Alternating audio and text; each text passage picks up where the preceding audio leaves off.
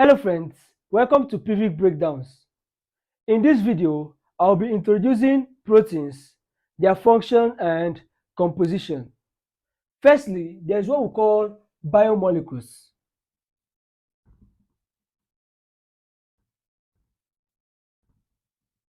Biological molecules, simply called biomolecules, are organic molecules that are found in living organisms. There are four major classes of biomolecules, namely carbohydrates, proteins, nucleic acids, and lipids. These biomolecules carry out different functions which are necessary for life.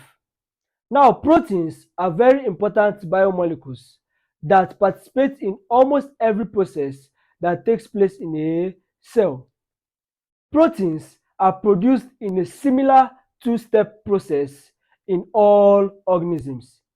The first step involves the transcription of DNA into messenger RNA, that is mRNA. And then the second step involves the translation of the messenger RNA into protein. So we have something like this: DNA to mRNA, that is transcription, and mRNA into protein, that's translation. So this is how proteins are produced in every living organism. Now, proteins perform so many vital functions in living organisms. Some of these functions include growth and maintenance of body tissues, speeding up the rate of biochemical reactions in cells, acting as messenger molecules or hormones, providing structural rigidity to cells and tissues, transporting important molecules such as oxygen to different parts of the body, fighting infections, and also providing energy to the body. Yes, we know that carbohydrates and fats are the main sources of energy, but proteins in a little way provide energy to the body. Now, based on function, there are several types of proteins, and they include one, one proteins that speed up the rate of biochemical reactions in living organisms. Such proteins are called enzymes. Common examples of enzymes include amylase, lipase, lactase, DNA polymerase, and so many others. So what proteins that are enzymes basically do is to make reactions which are normally supposed to take several years occur in just few seconds, in fact, fractions of seconds. Two, we have proteins that act as messenger molecules, helping to coordinate certain bodily functions. Such proteins are classified as hormones, that is, hormonal proteins.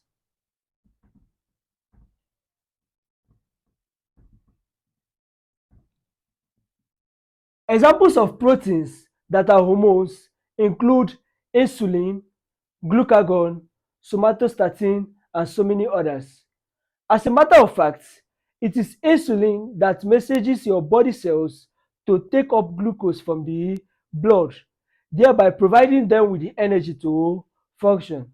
This is why we say that insulin lowers blood glucose or sugar level. 3. We have proteins that move substances from one place to another in the body. Such proteins are called transport or carrier proteins. A very typical example of a carrier of a transport protein is hemoglobin. We all know hemoglobin, a protein found in red blood cells that carries oxygen from the lungs to different parts of the body. 4.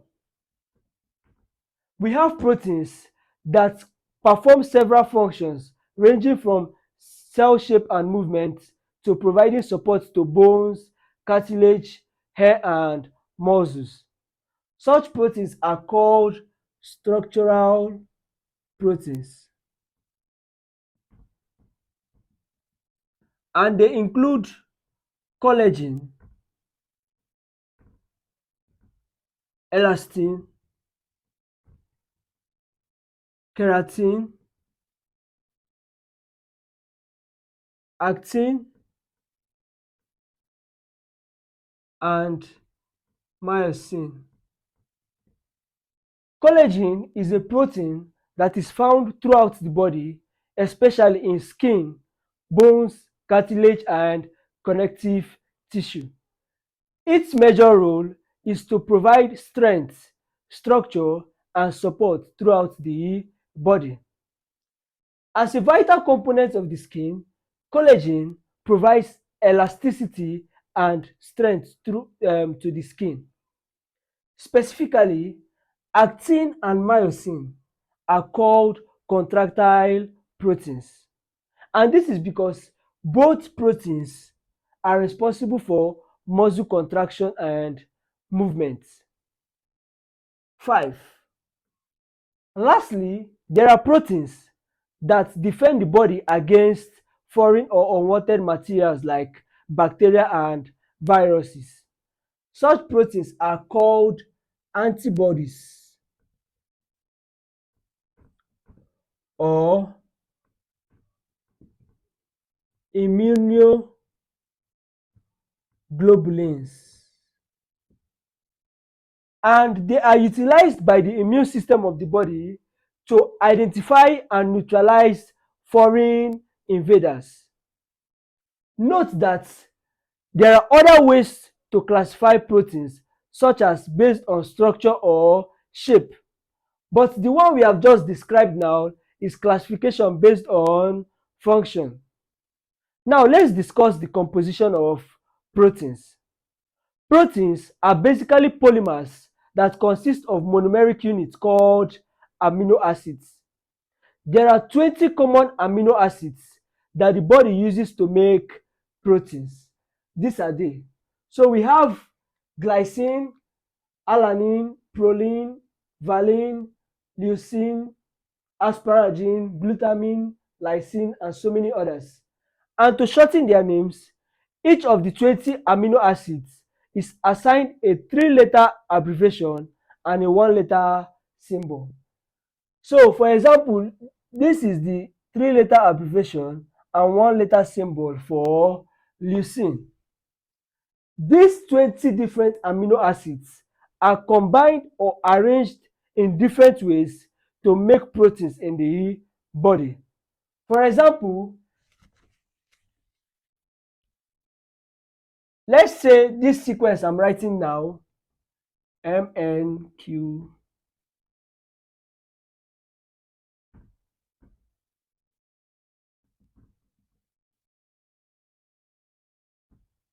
belongs to protein A,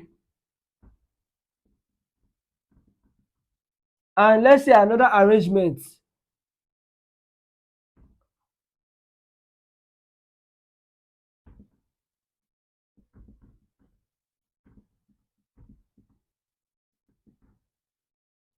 belongs to protein B.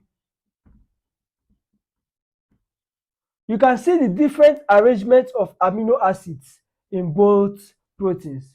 So no matter what, each protein has its particular or unique sequence of amino acids. Insulin has its unique sequence, hemoglobin has its unique sequence, pepsin has its unique sequence, and the same thing applies to all proteins. Now, this is the general structure of an amino acid. You can see the alpha carbon is bonded to an amino group, a carboxyl group, a hydrogen atom, and an aru group or side chain.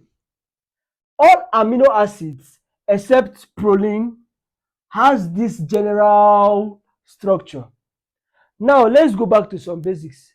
In organic chemistry, we say that the alpha carbon is the carbon atom that is directly bonded to a functional group.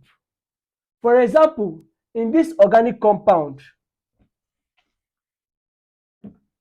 this bromo group is the functional group, and this carbon atom is alpha to the bromo group since it is directly bonded to it. This carbon atom next to the alpha carbon is called the beta carbon. There are other labels like gamma, delta, and epsilon. So in this general structure of an amino acid, this is called the alpha carbon since it is the carbon atom that is bonded to the functional groups. Now, the aryl group or side chain attached to the alpha carbon is different in each amino acid. So, the aryl group of tyrosine is different from that of aspartate or that of arginine or that of glutamine or that of proline and so on. So, it is the aryl group that makes each amino acid differ from the others. Now, in a protein chain, each amino acid residue is linked to another by a type of covalent bond called peptide bond. So you have, for example, this, where the alpha carboxyl group of one amino acid is joined to the alpha amino group of another amino acid with the loss of water. So this is the product of this joining, and this is the peptide bond that joins the amino acid residues. Note that the loss of a water molecule when one amino acid is joined to another is the reason we call them amino acid residues. You know, the dictionary meaning of residue is whatever remains after a part is taken or removed.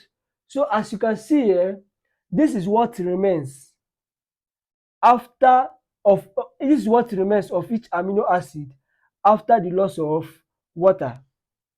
And for what I mean by alpha amino group or alpha carboxylic group is that this amino group can also be called alpha amino group since it is directly bonded to the alpha carbon, and this can also be called the alpha carboxyl group since it is directly bonded to the alpha carbon, and the same thing applies to this hydrogen atom, alpha hydrogen atom, but there is nothing like alpha aryl group. Finally, let's know some fun fact about proteins. Did you know that the word protein is derived from the Greek word proteus, which means primary or first place? Did you know that the human body contains about 100,000 different kinds of proteins made by different combination of the 20 amino acids? Did you know that the protein contained in eggs is considered to be the best quality of protein found in any food? Did you know that the human body digests proteins from animal products more efficiently and rapidly than proteins from plant products? Did you know that all living organisms use this same set of 20 amino acids to make their proteins? And lastly, did you know that protein-rich foods make you feel fuller for a longer period of time compared to fat or carbohydrates? It gives your body a feeling of satiety and makes you eat less. Now you know all this. Kindly click the like button, share, and subscribe to my YouTube channel for more videos.